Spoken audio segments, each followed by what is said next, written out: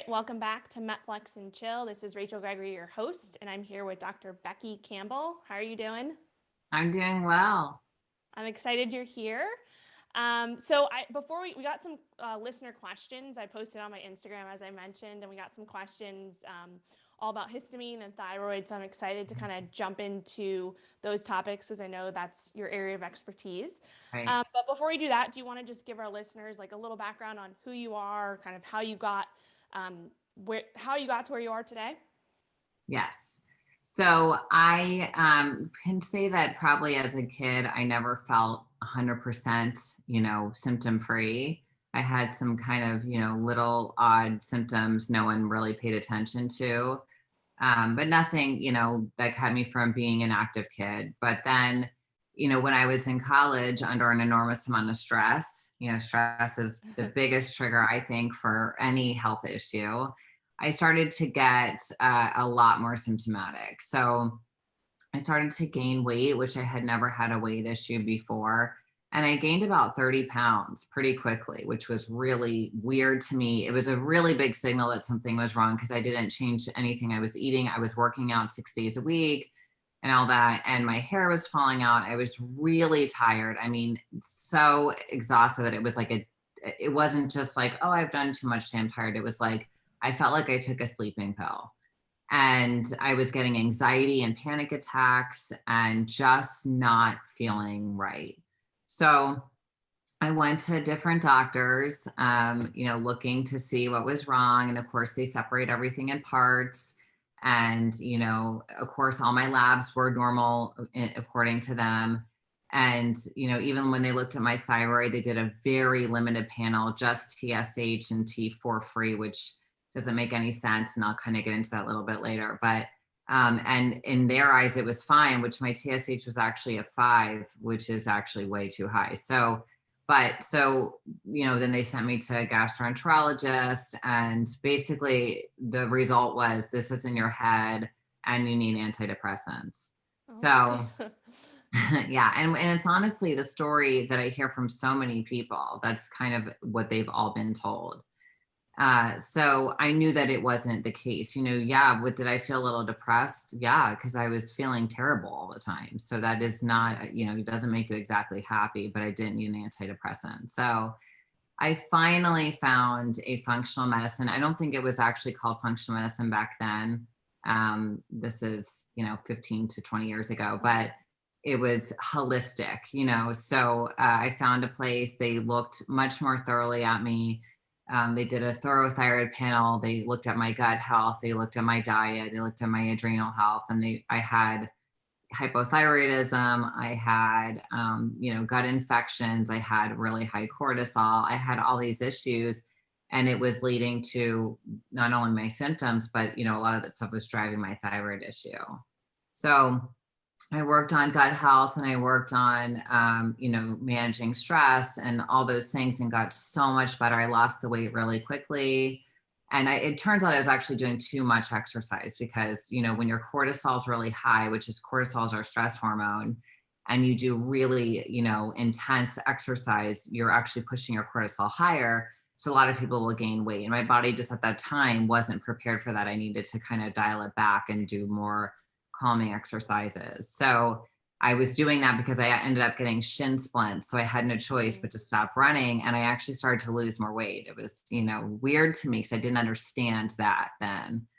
And so, it took me a little while, but I got really good. I mean, felt so much better.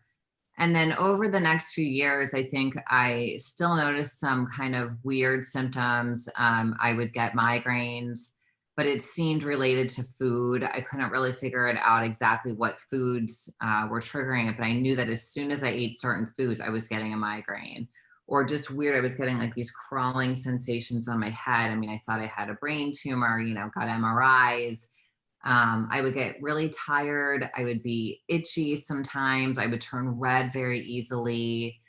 I was still struggling with some anxiety issues, stuff like that. And that's when I started to learn about histamine and that, the foods that are high in histamine. And once I, put that whole picture together, I felt amazing. I mean, it really changed my life. So I, wanted to be helping people the way that I was helped.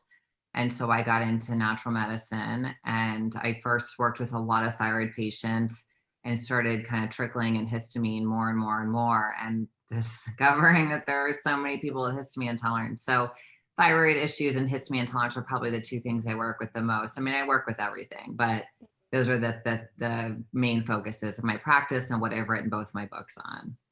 Awesome. Awesome.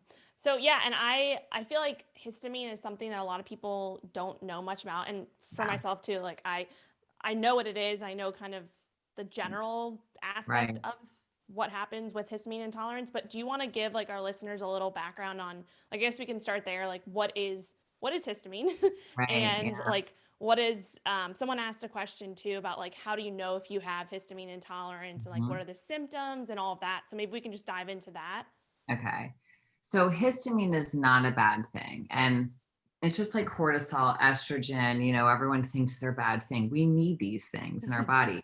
Histamine really helps our immune system. It brings in inflammation so that our white blood and dilates our blood vessels so that the white blood cells can get in and attack any pathogens that come into our body. So it's really, really important. It helps with our digestive system. It talks to our brain. So it's very important. But the problem with histamine is that once histamine comes in and does its job, it's supposed to be broken down by enzymes, and then it goes away, and then everything goes back to normal. But a lot of people are they're either missing those enzymes, or they're really low, genetic issues, whatever the reason is for the reduced enzymes, the main enzyme being the DAO enzyme. And so they can't break down that histamine. So we have histamine receptors all over the body. So when you have this excess histamine that's not being broken down, it's getting into all these receptor sites, and then it's going to cause symptoms. And the symptoms are very random. I mean, they're all over the body, different symptoms with histamine intolerance. Interesting. Interesting. So what are like maybe the most common ones The for the most symptoms? common. So anxieties is very common. Vertigo is common. Definitely migraine headaches, hives, or any type of skin issue. It can be a dermatitis. We have a lot of mast cells. Mast cells are what make and release our histamine. So Mhm. we have a lot of mast cells in our skin. So a lot of inflammatory skin issues, psoriasis, eczema, anything like that is very common. Um, Flushing, if you notice that you Mhm. turn red, a lot of people will turn red very easily. Or if you're training and you turn red and you notice that it takes a while for it to kind of come back to your natural color, that's kind of a sign of histamine intolerance, because exercise actually makes your body produce more histamine. Mhm. There's a lot. Diarrhea, I think I said anxiety, getting dizzy. If you go from sitting to standing and you get dizzy, or if you're exercising and you're doing, let's say, burpees, and you can't tolerate that, like you get really dizzy, that's a good sign that you may have some histamine intolerance. Tachycardia, which is an increase in heart rate. So some people will notice when they eat certain foods, their heart starts racing. Let me see. So I actually, in my book, I have this infographic of the Oh, main nice. symptoms. There's a lot of symptoms, but so let's see if I miss anything else. Um, it can affect your menstrual cycle because estrogen is strongly tied to histamine intolerance. Asthma, a lot of people with asthma have histamine intolerance. So those are kind of the main things. But I would say vertigo, migraines, anxiety, fatigue, flushing, and any kind of, dermatitis are really common symptoms of histamine intolerance. Okay, okay. And are there like specific foods that are like Mhm. the highest in histamine, and like, Yeah. and because you said too, like there's so many different symptoms, like if someone's listening to this and they're like for example, for me, I'm like listening to you talking, I've had some of those symptoms before, Yeah. but they come and go. Like they're different things. There's just so many, and it can be related to so many different things. How do you kind of like pinpoint like if it is histamine intolerance, and like you Mhm. said, is it maybe you eat a certain food and that's like the trigger for it? So is there like specific foods or something that you can kind of pinpoint with that? Yeah. So in the book, again, I'm a very big into graphics because I'm a very visual person. I don't like to read long, boring books. They have this yes, no, maybe list. So the no foods are the foods that are the highest in histamine. So like fermented foods, anything aged, strawberries, avocados, alcohol, definitely. A lot of people will notice if they drink red wine, they get flushed or their nose starts running. That's a very big sign of a histamine intolerance. Vinegars or anything, like pickles and olives, like that are sitting in vinegars, those types of foods. Those are the biggest offenders, I would say. Anything soured, so like sour cream is also a big one. So the way, you there's really no test that's like you have histamine intolerance. And they're really, it's easy to detect. This is what I have people do. And I'll give you guys a handout. I'll give you a link to handout. So basically, I have people eat the foods that are highest in histamine. And there's no time frame. I would say up to a week, but sometimes, let's say you've been doing it for 2 days and you are struggling, you can stop because it's clearly an issue. But if it either increases your current symptoms or gives you new symptoms, and then you take all those foods out of your diet. So you would eat from like the yes list, or even just remove those real high histamine foods, and you start to feel better, you have histamine intolerance. I mean, it's really not hard to figure out. And it's really not hard to fix because it's so food related. I do go in the book, and when I work with patients, I try to get to the source of it though, because I don't want you to have to be so restricted. Because a lot of the foods that are high histamine are really actually nutrient dense, like fermented foods, bone broth, avocados. We love those foods. Those foods are good for you. But if you have histamine intolerance, they really can mess you up. Yeah. So does it mean, you just have to take them out for a period of time and then start to slowly introduce them? Or is there some type of treatment that you have to go through? So what I have people do is I have them remove them for at least a month. I have them start working on liver health.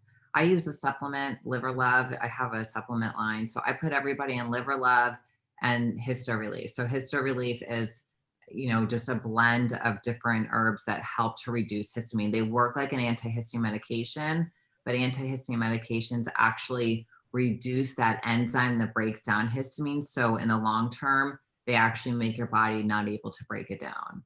So I have them start on that and the diet at first. And I always see like huge changes then. But while they're doing that, and this isn't, I made this book for people who can work with a functional medicine doctor and those who can't, because not everybody can. So I wanted to try to give people like as many things as you can do at home. And then, some things you would have to do with someone like me. So with my patients, I'll do testing on the gut because this is where most of it lies. So a lot of the opportunistic bacteria, which is the bad bacteria that we don't want in the gut, is histamine producing. So if you can get in there and you can kill that bacteria, but you have to test it first to know if you have it, then you can start to get, introduce more foods into your diet and tolerate them better.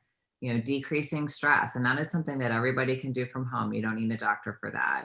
So I really talk about that a lot in the book. I talk about, meditation and different methods of reducing stress and kind of getting to the source of your stress. Looking at hormone function, if you have really high estrogen is a very big driver of histamine. Estrogen makes you produce more histamine. So there are definitely ways to bring down estrogen, but you don't just want to do those on your own because you don't know if you have high estrogen. So, there's definitely a lot you can do on your own. And then there's, for those who it's more of a chronic issue, I would say, that's when you kind of need to work with someone who can kind of dig in and get to the source, like the gut or the vitamin deficiencies or the adrenal dysfunction or the hormone dysfunction. Thyroid, goes along with it too. So Yeah, that makes sense. And I definitely want to dive into thyroid. I did have a question though before so we can just like finish up talking about histamine, but someone asked, and you kind of mentioned this, but someone asked, does diet really make a difference to someone who has psoriasis and loves drinking beer? yeah, so psoriasis can be autoimmune, but it can also be histamine related. So, and histamine works with the immune system, so they kind of go hand in hand. So when you have an autoimmune disease, diet is very important because autoimmune diseases are inflammatory, and especially psoriasis, it's very inflammatory. So if you're putting food into your body that's inflammatory, so let's look at beer. Beer has gluten in it and alcohol in it. It's fermented, all these things. These things really produce a lot of inflammation. So if you kind of have to choose, do you love the beer more than you love what your skin looks like? And most people would say no. Some people think it's worth it, but yes, it makes a huge difference. I mean, I will never say to somebody, okay, you're good now, so go do whatever you want with Yeah. food. I mean, it's just that's a ridiculous way to think. You can't expect to eat food filled with chemicals and inflammatory foods and foods that are toxic to your body and expect to be healthy. So our skin is a very good reflection of what's going on the inside. So if you're showing stuff on the outside, your inside's probably got a lot going on. Yeah. Yeah. I mean, it makes sense, right? Like what you put Mhm. into your body is a direct reflection of how you feel, like what happens. Yeah. So it makes sense. So yeah, okay. So that, I mean, I just learned a lot. And I will definitely link everything you mentioned about you had a handout on histamine. So I'll link that in the Yeah. show notes. And obviously your book and website and all of that. So let's dive into the thyroid a little bit because I did have some questions, kind of general questions about like hypothyroid, hyperthyroid, kind of how that Yeah. affects. Specifically, someone asked about weight loss. So maybe we can just dive into like first, kind of just talking about the thyroid in general and like what is the function of the thyroid and why is it so important for Yeah. So everything. it is. And we need thyroid hormone in pretty much all of our cells. So if we don't have enough thyroid hormone, we're going to have dysfunction throughout the whole body. Okay. And so when that happens, so that would be hypothyroidism. So too little hormone would be hypothyroidism. What happens there is everything slows down. So the thyroid is really in control of our metabolism. So when your metabolism goes down, weight increases, fatigue increases, you can start to lose your hair, um, you're very fatigued, you get brain fog, and the thyroid and all the other glands work together. So that's going to work with your adrenal glands, and you're going to have, issues with cortisol, which is that stress hormone. So, cortisol, when you have too much cortisol, it also makes you gain weight. So the decrease in metabolism from the decrease in thyroid hormone and the increase in that cortisol, that's where I see the biggest weight issue kind of connected to thyroid. And then it can go the other way. So we can have too much thyroid hormone, and that would put us into hyperthyroidism.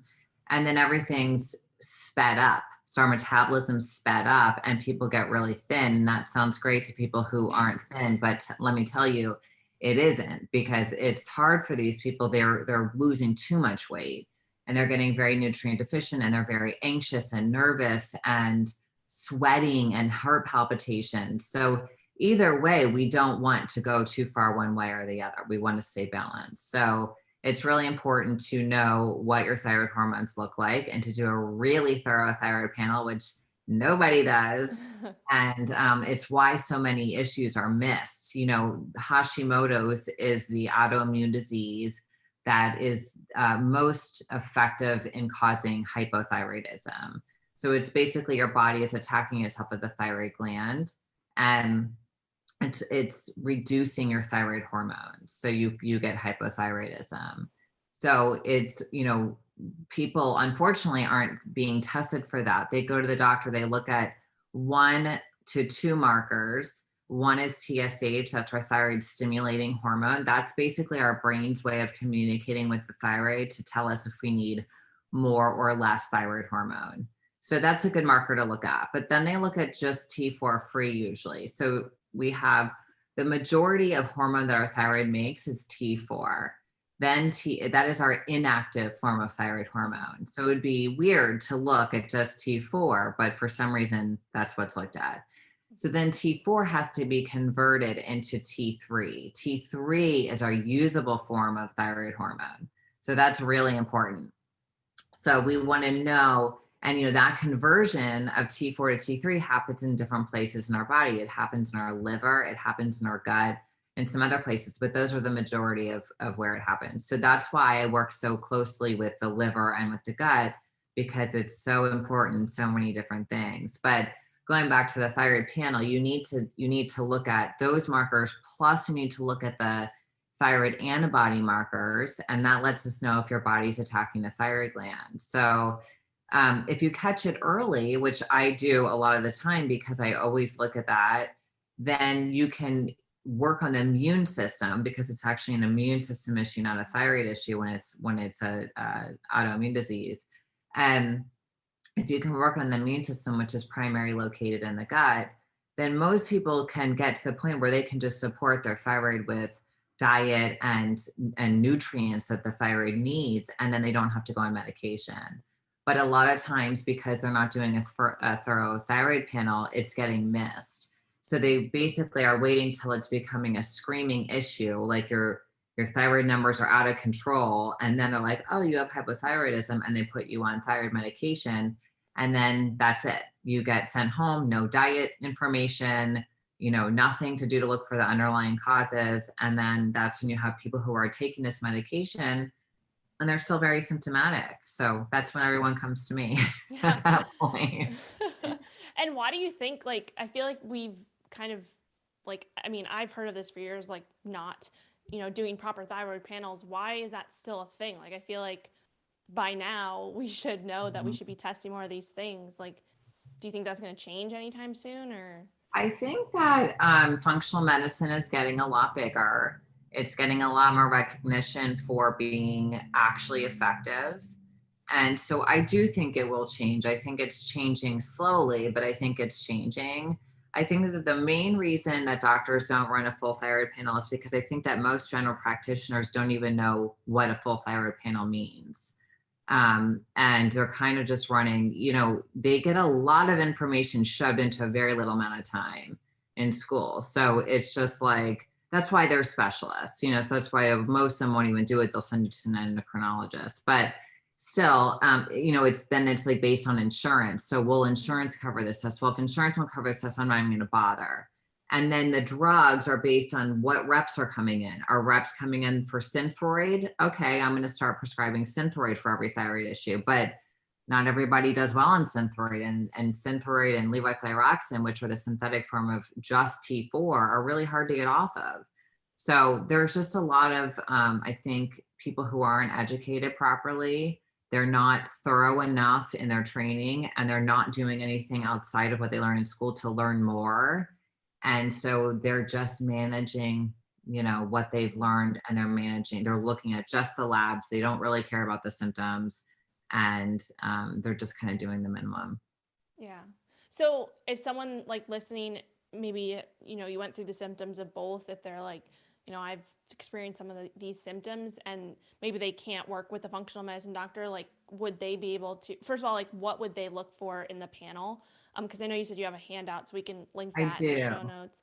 And then, Yeah. like, if they can't, work with a functional medicine doctor, can they still get that testing done somehow, or not Yeah, really? they can. Okay. So there's testing kits out there now that you can order. There's companies like Everlywell and Paloma. I write my own scripts for thyroid. If for most states I can, because I'm a virtual practitioner. But even if someone just wants to do it on their own, I would say at least use one of those companies and download my guide. And my guide literally tells you what you should be testing, what everything means, and what numbers they should be in, because the conventional range for thyroid numbers is so wide that you're so sick by the time you get to those numbers. So for functional medicine, we tighten that range. And so with these tests, they use more of a functional medicine range. But you can take that test and you can look at the guide, or you can work with a functional medicine practitioner who actually knows what they're doing with thyroid, and they're willing to test you more thoroughly. Because I do like those two companies, but they don't test every marker that I test. They're still missing a few. I think one day they'll probably catch up too, but they're better off than just doing like a TSH and T4 free. Gotcha. Okay, yeah, I'll definitely link link the link to the guide in the show notes, so whoever's listening can check that out. And then in terms of like diet, so if you are, and you talked about this a little bit, but if you are diagnosed with like say hypothyroidism, or um, do you feel like have you used any like types of diets in terms of Yeah. maybe like low carb or keto or high carb or whatever that may be? Yeah. Have you seen success with any specific types, or is it just based off of the individual? So my first book was the 30-day Thyroid Reset Plan, and I put together a full plan of how to eat for thyroid issues. So I think that there's no one set diet for everybody, and I just want to get that out there. But I like paleo to as a core, and then I think Mm-hmm. you move around macros and stuff based on the person. So the reason I like paleo is because with paleo, you're taking out the inflammatory foods. So if you take out the foods causing inflammation, I mean, you see huge changes just from doing that. And then, it depends on what you're working on. If my patient's going through a gut protocol, let's say we found a bunch of yeast or bacteria, I'm going to put them on a lower carb diet because the carbs feed the yeast and the bacteria. But people, with different issues tend to do better with different macros. So I think for a lot of people with thyroid issues, they tend to do better on eating some carbs. I like carbs to be real whole foods like, potatoes, cassava, that type of stuff, some lower glycemic fruit maybe for some people. I'm not a huge fruit person, and then for some people who have, let's say, diabetes, they would do better on something more like keto, where they're not introducing those carbs. And the reason that carbs are helpful for thyroid patients is because it helps with that conversion from of T4 to T3. But that being said, I still look at everyone as an individual, because some people do better. I have Hashimotos. I do better on a low carb diet. My body just doesn't love carbs. It likes fat and protein. So I eat a lot of that and a lot of veggies. So I think that everybody is different, and it can depend even on just what you're going through multiple times in your life. Like you may do really well on keto for a while, and then you may need to add some carbs in. And I've worked with people who were keto, and then suddenly their body really liked keto, but then suddenly their body went to more carbs. And so we add carbs for a little while, and then suddenly they need to eat just carnivore, which I am not a carnivore practitioner, but I can see certain times, like let's say your gut is really messed up and you cannot handle any type of carbs, that can work well short term for some people. So I'm not against any of those diets at all. I think that you just have to really individualize it, and it's really based on what the person is going through. And kind of when I'm done with working with people towards the end, I say, now we know that your body likes these foods. Now let's, according to, and I have them journaling what they're eating, because I need to see it and I need to see how they're responding to it. And I say, let's try for you adding a little bit more carbs and see if that helps. And if they start getting real bloated or whatever, then their body doesn't want that. And if I know that there's nothing going on, no infections in the gut, but they're still getting bloated, I just know their body doesn't like it. So it's really just paleo as a core, and kind of working, within Yeah. those guidelines and changing macros depending on the person. Yeah, I love that. And I completely agree. Like it's so individualized. And Yeah. obviously this podcast is about metabolic flexibility and kind of, not living in both extremes, but just basically Right. finding what works for you, right? So I love that. Right. Yeah. Yeah. Awesome. Okay, so let's see. I had two other questions. So someone asked if you had any tips for optimizing immune function, and I guess specifically with where we are right now in the world Yeah. in this pandemic, like, do you have any tips related to that, maybe? Yeah. So, number one, your immune system, 70% of it is in your gut. So your gut has to be healthy for you to be healthy. I mean, really in so many ways. So if you can, you would want to test your gut with a good, someone who knows what they're doing. I use the GI map test. I love that test. I think it's very thorough. And then, I put them on a protocol based on that. So that would be number one. Besides that, there are supporting, things you can take, which would be, vitamin C, zinc, echinacea, if you do well in that, astragalus, and actually green tea extract. I actually just put together a supplement called Immune Support that has all those things in it. And, green tea has been told, we've been told that it decreases that enzyme that breaks down the histamine, or the DAO enzyme that breaks down histamine. But I've been actually reading studies that show that it works as an antihistamine when it's in the green tea extract form. So that's a really good immune system support. Glutathione is very good for the immune system, and supporting the liver. For me, if I would say what's one thing that everybody should do, it's support your liver.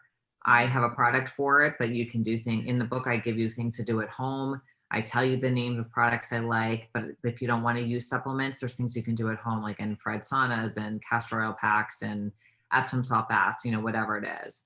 So, making sure you're pushing toxins out, making sure you're sleeping, making sure you're eating the right foods, making sure that you're in a good headspace, meditation, being around positive people, learning to say no. And then those nutrients come in, also, and all of those things together can give you some really good support. Okay. Yeah, I love that. All great tips.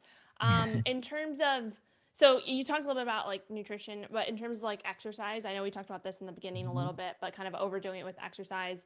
Do you have any tips on that, or like maybe what you personally do, since, Yeah. maybe taking out a little bit of the cardio and maybe putting in some weight training, something I talk about a lot on this podcast, especially with Yeah.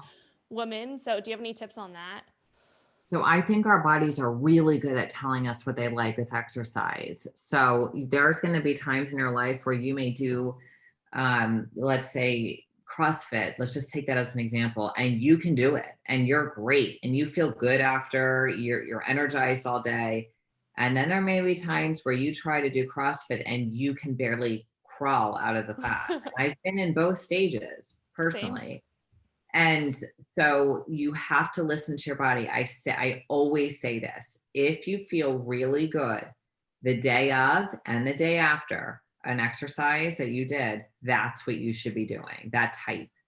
If you feel depleted, tired, achy, dizzy, any of those things, it's not right for you at that moment.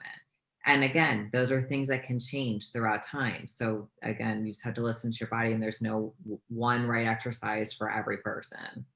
Yeah, I love that. I love it. Same with, like you said, with But keep diet. Yeah. moving regardless. Like, even if it's just walking around your block, like, don't stop exercising. And I know a lot of people have exercise intolerance, and I had it too. But I never stopped moving. If it's only that you can walk or swim or whatever it is, it's better. You cannot just sit. That's like the worst thing that you can do. Yeah, I love that. And I love that you're talking about how it always changes throughout your life, right? Like just Yeah. with diet, like exercise can change. You go through different phases or seasons of your life, and nothing's ever Right. static, right? So I love that. No.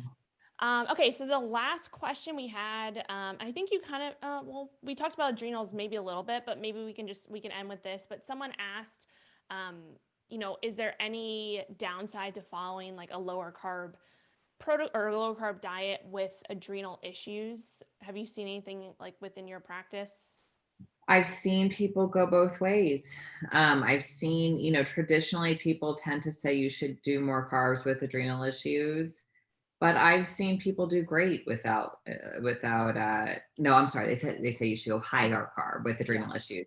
But I tend to see people do really well without doing that. I think that most people that I work with, and I work with mostly women between the age of 20 and 55, they either have a thyroid issue. Everybody's got adrenal issues. Everybody's got gut issues. Some of them have histamine issues, whatever. They tend to do best on a moderate carb diet. So putting in some of those carbs, but not doing too much, and not completely, starving the carbs either. But some people, like I said, it really depends on blood sugar. If you have low blood sugar, I believe you should be eating smaller frequent meals. If you have high blood sugar, I believe you should be eating less meals. maybe 3 meals a day or intermittent fasting, that type of stuff. But it's just very individualized. So it's not just looking at the adrenals, it's looking at everything.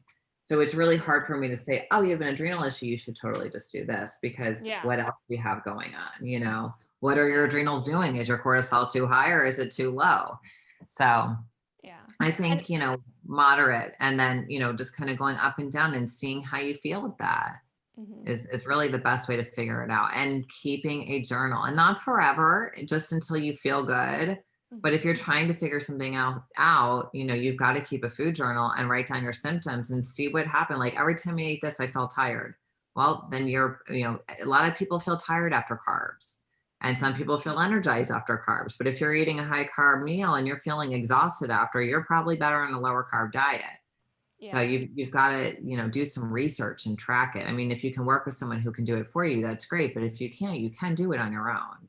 Yeah, for sure. And I think that's something too, like a lot of people ask what should I do, but they don't want to like track different things, like even, your sleep, your stress, like limiting that stuff. But, it all comes back to the data. If you don't know, what's causing the issue, then how are you going to figure it out? So you have to, like you said, and that's what I do with all my clients too. Like, we track a lot of stuff, like not just, if a client comes to me and their goal is, weight loss, like, okay, that's one goal, but I'm not just going to say, hey, track your macros and you'll lose weight. Like, we need to look at everything, stress, sleep, all, because it all plays into it, right? So totally agree.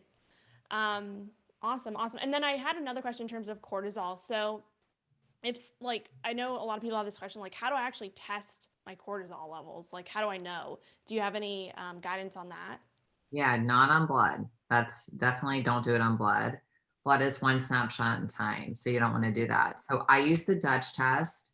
It's a urine test, and it allows you to test multiple times through the day, and then they put it all on a graph, and you can see, like, am I high all day? Am I low all day? Am I low here, high here, low here? Like, there's all different stuff going on. So it's a great test. I love it. It looks really thoroughly at the adrenal hormones and the sex hormones, and it looks at brain neurotransmitters and nutrient deficiencies. It's really, really thorough. So that's the test that I like, and I use on every single person in my practice. Yeah, I feel like the Dutch is becoming much more popular. I've done it a few times as well. So Yeah, it's like the standard now. I mean, yeah. in my opinion, if you're a good practitioner, you do the Dutch test. Yeah. And in general, like cortisol is supposed to, rise in the morning and then kind of fall throughout the day, Right. correct? And Yes. And people, so it yeah. shows you where you should be, and it's that diurnal rhythm, and then it shows you where you are. And are you following that rhythm, or are you doing the exact opposite every time? I mean, it's all over the place depending on the person. So, And would and you there's say different like, stuff you do. yeah, I was gonna say, would you say like if you do, maybe you take tests and you notice you have like chronically high cortisol or it's spiking at like really weird times that it shouldn't be, like, is there one or a few things that you recommend doing? Yeah. So I think if you're doing different things, you need a more of a neutral adaptogenic supplement, if we're just talking supplements. Okay. And then if you're low, you need that, plus you need like a adrenal, mine's called adrenal builder. So it's like bovine adrenal gland. So it's actually like almost like when you take thyroid hormone, it's the same thing for your adrenals. Then if you're really high, you need to calm everything down. So you would not want to take that stuff. You would want to take like phosphatidylserine, L-theanine, like those types of things that bring everything down. Ashwagandha is pretty neutral, so most supplements have ashwagandha in it. I have different supplements based on whatever I see in the test. I put people on different protocols, but it's also lifestyle. I mean, it's making sure you're getting enough light during the day, making sure you're keeping things dark at night, not falling asleep to the TV, use blue light blocking glasses, do some type of calming nighttime routine instead of, looking on something that's making your brain like this before you try to go to bed. That's not going to work. And then meditation. I really, really strongly believe that meditation can truly heal a lot of things from the inside out, and then make you not have to be able to take, you don't have to take supplements necessarily if you're meditating. I mean, I do take an adrenal supplement every day, but I run a business. I have 3 kids. I have a lot going on. So meditation is great, but I do need extra help. So it really just depends on the person. Yeah, yeah. No, I agree. Do you have any like specific, I always kind of ask, well, not always, but in terms of people who are, involved with meditation, it's something that I've Mhm. started doing like the last 2 years, and it's really helped me, and I incorporate it into like my morning routine. Do you have any like morning routine, specific morning routine that you follow? Yeah. So I like to, I did Emily Fletcher's Ziva meditation course. It's an online program. I really like that. Transcendental meditation is also really good. So I do recommend kind of getting into a program so you're taught how to do it. And then you schedule it. You do one earlier in the day and one later in the day, but not at bedtime. And it's around 15 minutes. So Mhm. I personally like to exercise early and then meditate. It's not how I was told in the program to do it. She says like get up before you eat breakfast, meditate. To me, it just doesn't work well in that space. But I love doing it right after I work out and then sometime later in the day. So like, let's say I have 7 patients back to back, I might like take a little 15-minute break in between that Mhm. and meditate. And it feels like you took a nap, but like you're Yeah. really refreshed after. So yeah, I really just kind of try to follow the program, and she does a great job. I love that program. I've actually interviewed her on my Instagram because she's great. So I would recommend people look into that. Okay, awesome. I'll link that in the show notes too. And yeah, I totally agree. Like it's, people are like, oh, you should meditate right when you wake up or right before you go to bed. But I feel like it's just everybody has such different lifestyles. Like if you Yeah. have kids or you don't have kids, like there's Yeah, I'm getting my everything's kids ready different. for school when I Yeah. wake up. And that was meditating. Yeah. So, But yeah, just finding like time that works for your schedule. yeah. And even just like 10 minutes out of your day, it's like Yeah. that's nothing, right? So, It's really not, and the benefit from it is so worth it. And for yeah. some reason, people have such a resistance to it. But everyone who I tell to do it and they do one of those programs, they thank me. They're like, "This Yeah. really helped me." So it's Yeah, worth it. yeah. Yeah, I had a resistance for so long. I was just like, I'm not like that type of person. Like, I'm not going to Yeah. meditate. And then when I finally started to do it, and I actually had like my own coach hold me accountable to doing it for a period of time, because I feel Yeah. like people start it and like maybe they do it for a few days and like, oh, this isn't doing anything. But it's Yeah. like really something you have to practice. Like, that's why it's called Like practicing going to the meditation. gym. Yeah, Yeah, it's like going to the exactly. gym for your brain. You got to do it over and over and over, and then your body starts to do it on its own. If you're not consistent with it, you're not going to get the results. So Yeah. Yeah, agreed. Awesome. So I always end with this question. So, is there anything that you've maybe changed your mind about in the past year, and why? And it can be literally anything at all. And I like know that I'm I putting you used on the to say spot. to do, and now I say it. Now I've changed my mind. Yeah, yeah, Probably that thyroid patients need a higher carb diet. I think I originally subscribed to that. And I still feel that it's true for a lot of people, but I don't think it's true for everybody. So I think over more time, seeing and working with more people and just reading literature and learning more, hmm I've noticed that it's really is individualized. So I think that that's the one thing that I could probably go back and say, maybe this isn't, I've probably written an article or two or done an interview or two where I said that. And I'm like, oh, I don't know now, yeah, So yeah. No, I love that, and it's a good question. That's a really good yeah, question. yeah, and I feel like that's the same like with, I mean, for me at least, like getting into the keto world, 5, 6 years ago, and doing it for myself and like recommending it to my clients and seeing such good success. And then so I was like, this is amazing, this is the way. And then you realize, oh, different people have different things going Yeah. on. Like you're at different stages in your life. It's always changing. So, you know, I yeah, I totally agree with that. Like everybody's always learning, things are always changing. So Yeah. I love it. Yeah. Awesome. And you've got to be able to, the best thing you can do is say, I said this and I changed my mind. I mean, new research comes out. So Yeah. it'd actually be, in my opinion, wrong if you didn't change your mind sometimes, because that means you're not learning. Yeah. I So, 100% agree. Especially in nutrition and fitness, like there's oh new yeah. research coming out all the time, and Yeah. yeah, agreed. Awesome. Well, I will definitely link all of those, all of the handouts that you mentioned. Do you want to tell our listeners like where they can find you on social media, your website, maybe talk about your book again? So drbeckycampbell.com is my website. I have tons of articles. You just go to health topics and there's a drop down menu and it's like thyroid, histamine, but then a bunch of stuff. So I've written a lot of stuff in there. I have 2 books. One is called The 30-Day Thyroid Reset Plan, and one is called the 4-Phase Histamine Reset Plan, which is my latest book. Those are available on Amazon and major bookstores. And then Instagram is probably where I'm most active. So that's just at Dr. Becky Campbell. Awesome. Sweet. I will link all of those in the show notes. Okay. Well, thanks for having me. Yeah. Thanks for coming on. I really appreciate it. And I'll talk to you soon. Okay. Thanks for listening, everybody.